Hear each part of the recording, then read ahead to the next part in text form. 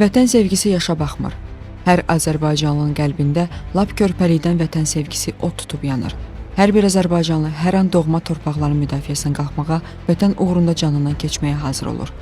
Vətən üçün canını qurban verən qəhrəman oğullarımızdan biri də şəhid əsgər Rükabzadə İbrahim Rasifoğlu idi. İbrahim oktyabrın 14-ü 2020-ci ildə Masallı rayonu Boradigah qəsəbəsində anadan olmuşdu.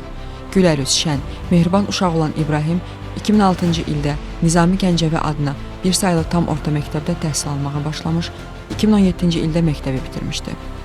2019-cu il aprelin 8-də hərbi xidmətə yollanan İbrahim, Goranboy rayonu Aşağı Ağaçkən kəndində yerləşən eyni saylı hərbi hissədə xidmətə başlayır.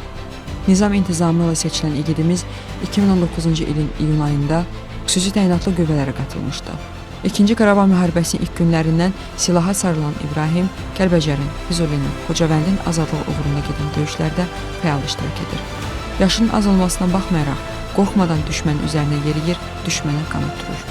20 yaşlı igidimiz 21 oktyabr 2020-ci il tarixində Xocavənd istiqamətinə gedən döyüşlər zamanı düşmən gülləsinə tuş gəlir və şəhidlik zirvəsinə ucalır.